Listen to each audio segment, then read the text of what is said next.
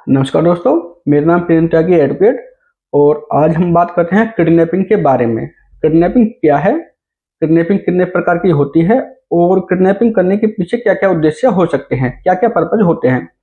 तो दोस्तों, आपने अक्सर सड़कों पर, रेड लाइट पर, गाँवों में, बसों में छोटे छोटे बच्चों को देखा होगा भीख मांगते हुए, नाचते हुए, अथवा कुछ ऐसे होते हैं जो अपने चोटों को, घावों को प्रदर्शित करके या दिखाते हुए आपसे भीख की याचना करते हैं। तो दोस्तों, ये सब क्या है? तो आज का जो विषय है इसी से संबंधित है। कृपया करके हमारे चैनल पर बने रहिए। Thanks to all friends. आगे बढ़ते हैं और बात करते हैं किडनैपिंग कितने प्रकार की होती है। तो सेक्शन 359 आईपीसी के अनुसार किडनैपिंग दो प्रकार की होती है। नंबर 1 किडनैपिंग फ्रॉम इंडिया और number 2 kidnapping from lawful guardianship. तो फ्रेंड्स, किडनैपिंग फ्रॉम इंडिया और किडनैपिंग फ्रॉम लॉफुल गार्जियनशिप ये क्या है? किडनैपिंग फ्रॉम इंडिया क्या है? फ्रेंड्स, किडनैपिंग फ्रॉम इंडिया का मतलब है अगर कोई व्यक्ति किसी अन्य व्यक्ति को उस व्यक्ति की सहमति के बिना अथवा उस व्यक्ति की तरफ से कोई अगर अथॉराइज्ड पर्सन, प्राधिकृत व्यक्ति होता है, गार्जियन होता है, तो उस व्यक्ति की सहमति के बिना अगर किडनैप किए गए व्यक्ति को भारत की सीमाओं से, यानी कि भारत की सीमाओं से दूसरे अन्य देश में भेजता है, ट्रांसपोर्ट करता है, तो ये कहा जाएगा कि उस व्यक्ति ने किडनैप किया है। फ्रेंड्स, आगे बढ़ते हैं और बात करते हैं हम नंबर 2, यानी कि किडनैपिंग फ्रॉम लॉफुल गार्जियनशिप। तो किडनैपिंग फ्रॉम लॉफुल गार्जियनशिप क्या है?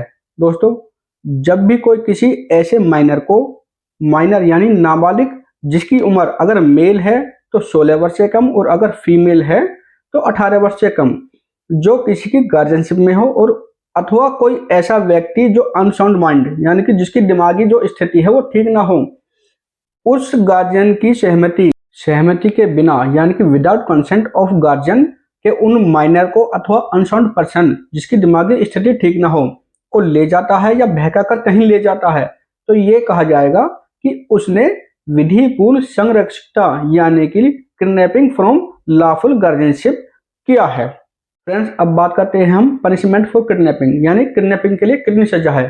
तो किडनैपिंग के लिए जो सजा है वो सेक्शन आईपीसी 363 के अनुसार 7 वर्ष तक की हो सकती है। यानी कि अगर कोई व्यक्ति किडनैपिंग फ्रॉम इंडिया अथवा किडनैपिंग फ्रॉम लॉफुल गार्जियनशिप करेगा, उसे 7 साल तक की सजा और जुर्माना दोनों हो सकते हैं। फ्रेंड्स, अब हम बात करते हैं एब्डक्शन यानी कि अपहरण के बारे में। दोस्तों, अधिकतर लोग क्या समझते हैं कि किडनैपिंग और अपहरण एक ही शब्द है, यानी कि किडनैपिंग को हिंदी में अपहरण कहा जाता है, जबकि ऐसा नहीं है। किडनैपिंग और एब्डक्शन यानी कि अपहरण और व्यपहरण ये दोनों अलग अलग शब्द होते हैं। अब अपहरण अथवा एब्डक्शन क्या है? फ्रेंड्स, जो कोई भी किसी अन्य व्यक्ति को किसी स्थान से जाने के लिए बल द्वारा, फोर्स द्वारा अथवा अपनी प्रवचनापूर्ण बातों से उत्प्रेरित करेगा, जाने के लिए कहेगा, तो ये कहा जाएगा कि भी उसने अपहरण क्या है। अब हम बात करते हैं कि ये जो किडनैपिंग होती है, किडनैपिंग करने के पीछे क्या क्या इनके उद्देश्य हो सकते हैं। तो फ्रेंड्स, ये जो है किडनैपिंग, देखिए, भीख मंगवाने के लिए, विकलांग करने के लिए, अथवा कोई जो माइनर होता है अथवा कोई व्यक्ति होकर उसके गार्जियन के द्वारा कोई इलीगल वर्क कराने के लिए, और वेश्यावृत्ति यानी कि प्रोस्टिट्यूशन का काम करवाने के लिए। और इसके अलावा भी बहुत सारे वर्क हैं, जैसे नाचना, गाना, तबले बजाना, और किसी के मकान में प्रवेश करने के लिए। तो ये सब क्या है, ये किडनैपिंग करके जो माइनर होते हैं तो कोई व्यक्ति होते हैं, अनसाउंड माइंड होते हैं, उनका प्रयोग करके अपना वो उद्देश्य की पूर्ति करते हैं। अब आईपीसी में किडनैपिंग किए गए माइनर जो होते हैं, माइनर बच्चे, अनसाउंड माइंड अथवा कोई भी व्यक्ति जिसका किडनैप किया गया है, अपहरण किया गया है, और उनका अलग अलग प्रकार से जो यूज होता है, उसके अनुसार आईपीसी में अलग अलग धाराओं में अलग अलग पनिशमेंट बताई गई है। फ्रेंड्स, आईपीसी सेक्शन 363 एक क्या कहती है?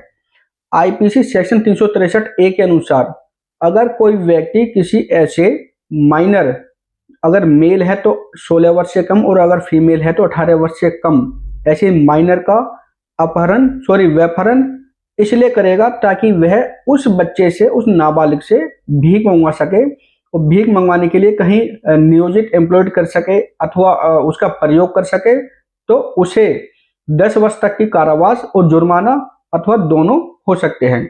और 363 AIPC के अनुसार अगर कोई व्यक्ति ऐसे माइनर का विकलांगीकरण कर देता है और विकलांगीकरण करा के भीख मंगवाता है, उसे कहीं नियोजित करता है अथवा प्रयुक्त करता है, तो उसे आजीवन कारावास तक की सजा हो सकती है। अब बात करते हैं उसकी भिक्षा मांगना, यानी कि भिक्षा मांगने के अंतर्गत क्या क्या कार्य होते हैं।